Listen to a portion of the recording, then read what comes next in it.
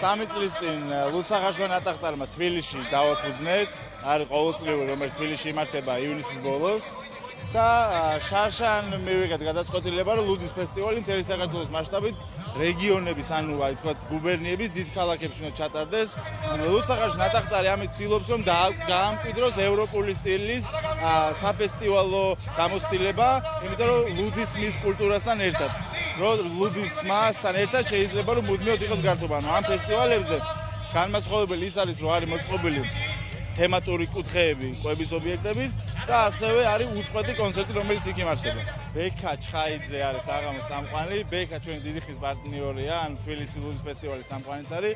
მონაწილეობენ ადგილობრივი ანსამბლები, სოლო შემსრულებლები, ანსამბლი რუსთავისა, თელავი, წინანდალი და თბილისიდან ჩამოყვანილი უკავს ამერიკელი ბლუზმენი არის პოლ რიმპლი.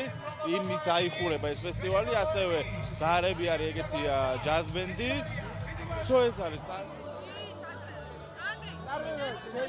ჩვენ ვართ ნატახტარიდან, ყველაზე კარგი ლუდი და ძალიან მაგარი ლუდი და ყველას ვთავაზობ თამაშებს, კონცერტს და გართობას ყველაზე მეტ. სიმბოლური ჩაცმა არის ეს ჩვენი, ანუ ლუდის ფორმაა ნატახტარის. მოგესალმებით, ამარაჩვეულებრივი მოედნიდან, სადაც სტარტდება ლუდის ფესტივალი თელავში. მე მგონი, როგორც იცი პირველად, ჩვენ ვართ პანტომიმის თეატრის მსახიობები. ჩამოვედით მასკა, ჩარლი ჩაპლინი და ქალბატონი მიმი, რომელიც პატარა ცოცხალ შესრულებას და პერფორმანსებს გთავაზობ. ეს კარგი განწყობა, კარგი სიტუაცია და მოგწონს საქმე. სასიამოვნოა და ვსეირნობთ. კარგია ძალიან.